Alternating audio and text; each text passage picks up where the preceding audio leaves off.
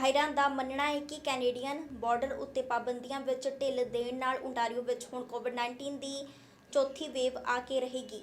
ਕਈ ਮਾਹਿਰਾਂ ਦਾ ਤਾਂ ਇੱਥੋਂ ਤੱਕ ਮੰਨਣਾ ਹੈ ਕਿ ਕੈਨੇਡਾ ਵਿੱਚ ਚੌਥੀ ਵੇਵ ਆ ਚੁੱਕੀ ਹੈ। ਜ਼ਿਕਰਯੋਗ ਹੈ ਕਿ ਸਰਹੱਦ ਖੋਲ੍ਹਣ ਦਾ ਫੈਸਲਾ ਕੁਝ ਸਮਾਂ ਪਹਿਲਾਂ ਉਦੋਂ ਲਿਆ ਗਿਆ ਸੀ ਜਦੋਂ ਕੈਨੇਡਾ ਤੇ ਅਮਰੀਕਾ ਵਿੱਚ ਕੋਵਿਡ-19 ਦੇ ਮਾਮਲਿਆਂ ਵਿੱਚ ਕਮੀ ਪਾਈ ਗਈ ਸੀ। In many provinces in Canada, we're seeing an uptick in cases. So at a time when cases are increasing, it seems that timing, is really poor. For me, the biggest takeaway is that we still have time to act on climate change, that we're not sort of past the point of no return. There's still things we can do to mitigate and avoid the worst effects. Amazing. I haven't seen her since what? 2019. 2019, yeah. I have a lot of loved ones in Canada, so I was looking forward to coming back. Obviously, other European countries, it's also allowed this kind of entry for fully vaccinated people, especially. So I'm glad that Canada did it, so I can see my grandparents and, finally spend time with them. And so, accepting in Americans where, in the States, they have a far higher rate of COVID right now. It certainly is very concerning. But of course, the measures they put in place, making sure those are important measures. We've come a long way in being able to understand what the factors are and the variables are that we must need to look at, but there's still too many unknowns. We don't know exactly how the people will behave who come across. We don't have a specific profile for people who are going to come across the border now or what will happen down the line. From today forward, after you greet those people in the airport, we have to see to what effect. That is probably not going to be a good time to open up to international travelers. The caveat there, of course, is that if we are able to vaccinate another 10% of our population in Canada, I don't think we'd be home free with respect to COVID, but we'd be in a much better place. Canada's quarantine hotel program has also been shuttered. I think we're going to be looking at the COVID hotels as a case and shaking our heads for a while because I don't think that there's any single answer to how they got there, how effective they were, and how they will play out even now that they're not here. What's the effect of taking them out? ਇੱਕ ਸਾਲ ਤੋਂ ਬਾਅਦ Canada ਸਰਕਾਰ ਵੱਲੋਂ ਸਰਹੱਦ ਖੋਲ੍ਹੇ ਜਾਣ ਤੋਂ ਬਾਅਦ ਪਹਿਲੇ ਦਿਨ ਹੀ ਅਮਰੀਕਨ ਟੂਰਿਸਟ ਦਾ ਨਾਇਗਰਾ ਰੀਜਨ ਵਿੱਚ ਤਾਂਤਾ ਲੱਗ ਗਿਆ। ਟੂਰਿਸਟ ਵਹੀਰਾ ਘੱਤ ਕੇ ਨਾਇਗਰਾ ਫਾਲਸ ਦੇ ਦ੍ਰਿਸ਼ਾਂ ਦਾ ਆਨੰਦ ਮਾਣਨ, ਇਸ ਇਲਾਕੇ ਦੇ ਹੋਰਨਾਂ ਖੂਬਸੂਰਤ ਨਜ਼ਾਰਿਆਂ ਦਾ ਮਜ਼ਾ ਲੈਣ ਤੇ ਨੇੜਲੀ ਵਾਈਨ ਕੰਟਰੀ ਦਾ ਆਨੰਦ ਉਠਾਉਣ ਲਈ ਕੈਨੇਡਾ ਪਹੁੰਚ ਗਏ। This place is beautiful. Yeah, we encourage people to come and see, honestly, yeah. We're definitely going in the right direction, but I got to tell you, for a long time it was a dim light at the end of a very long tunnel. Now, our business went to literally zero. It's just started to really creep back for us. And it's all domestic. So right now, it's a 100-mile radius, Toronto coming here to Niagara Falls, Canada. Right now, that's it. That's the market. It is terrible for me.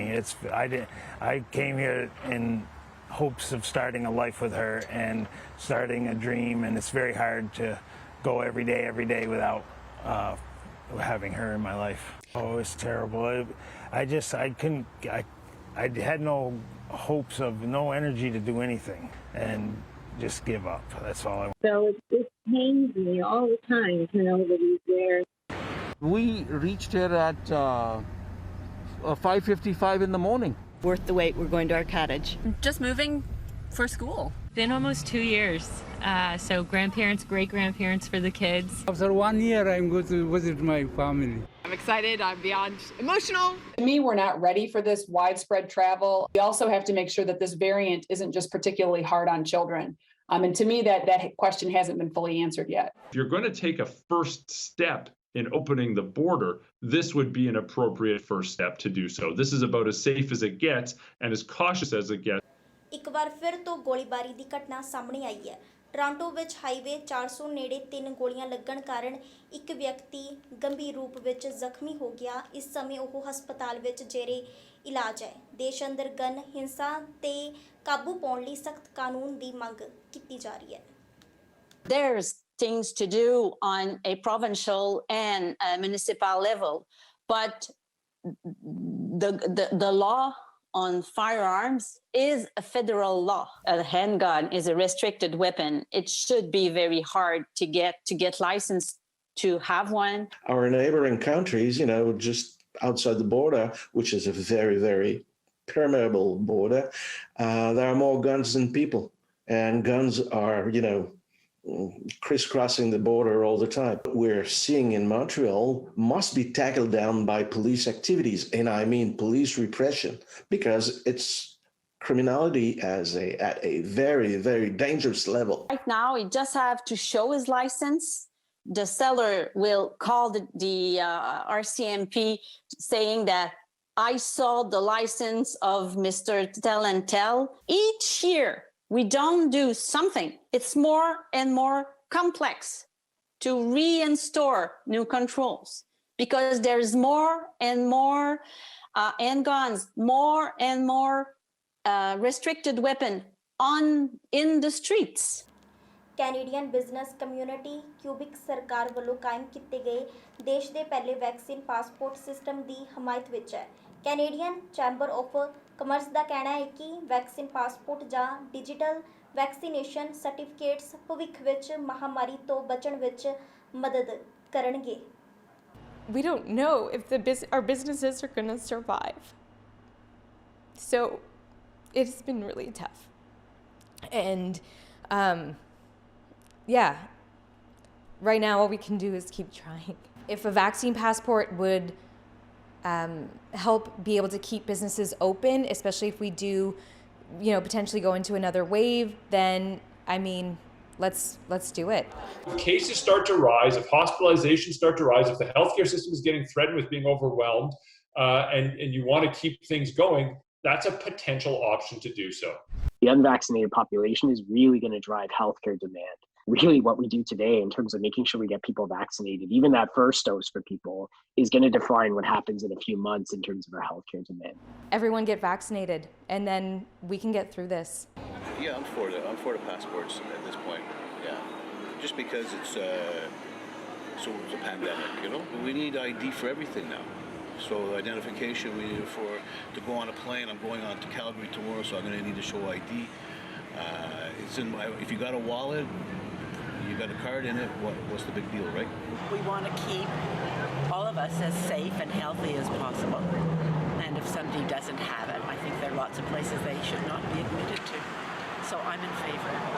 Well, I think there's already a passport for vaccination when you travel to some country. It's yellow, I believe. The one I have is yellow, and you need it for yellow fevers. You need it for typhoid if you go to some African countries. So it's not a new invention. Using it within a province, I think some people are going to be upset because it sort of impact their freedom. But I don't think it's a bad idea until we get a full control of these pandemics and people really are convinced that vaccination is the way to go. I'm not opposed to it. From a business perspective, I can see some restaurants are going to be challenged because they're going to have to police it, and it's going to be difficult to say no to some customers and yes to other customers. But in general, I think it's a good idea. British Columbia ਦੇ ਜੰਗਲਾਂ ਨੂੰ ਲੱਗੀ ਅੱਗ ਰੁਕਣ ਦਾ ਨਾਂ ਨਹੀਂ ਲੈ ਰਹੀ। ਵਾਤਾਵਰਣ ਮਾਹਿਰਾਂ ਅਨੁਸਾਰ ਜੇਕਰ ਸਮਾਂ ਰਹਿੰਦਿਆਂ ਇਸ ਉੱਤੇ ਕਾਬੂ ਨਾ ਪਾਇਆ ਗਿਆ ਤਾਂ ਆਉਣ ਵਾਲੇ ਸਮੇਂ ਵਿੱਚ ਇੱਥੋਂ ਦੇ ਤਾਪਮਾਨ ਵਿੱਚ ਵਾਧਾ ਹੋਵੇਗਾ। ਕਈ ਇਲਾਕਿਆਂ ਵਿੱਚ ਪਾਣੀ ਦੀ ਘਾਟ ਹੋਣ ਕਾਰਨ ਸਥਿਤੀ ਹੋਰ ਵੀ ਖਰਾਬ ਹੁੰਦੀ ਜਾ ਰਹੀ ਹੈ। Good day. I'd like just to provide a brief update on the current fire status and talk about some of the challenges and successes that we've had over the past few days. So since the start of the season, the BC Wildfire Service has responded to about 1,312 wildfires, and that's resulted in just over 556,000 hectares of area burned. There's currently 249 active wildfires burning in BC. 34 of those are wildfires of note. So 173 of these are due to natural causes, and 17 of them are due to human-caused fires. The 10-year average for this time of year is 760 fires for a total of about 114,000 hectares burned. I'm really pleased to report it's been a week of steady progress. And over the past 7 days, the average numbers of new fires per day has remained at around or below 7, and the total number of fires burning at any one time has remained below 250. Visibility remains a challenge due to wildfire smoke and has been hampering our aviation operations. The safety of our staff is always the number one priority, and we need to follow Transport Canada regulations when we're flying. And even with those visibility challenges, we've flown over 4,000 hours with our air tanker fleet and over 23,000 hours with our helicopters. The rain received over the weekend has curbed the fire behavior, but not enough to make only for a short period of time, allowing our crews to make progress on those incidents. However, the amount of rain was not enough to make any long-term impact, and we'll see a return to those extremely dry conditions to the southern interior today and tomorrow. And conditions for the rest of the week remain variable across the province. It's only early August, and there's still a significant amount of fire on the landscape. Everyone needs to remain diligent. I'd like to take a moment to thank all British Columbians for their diligence and their caution. The vast majority of new starts over the long weekend were due to natural causes. Of the very small handful of human-caused wildfires, all have been declared out, they're under control, or they're being held.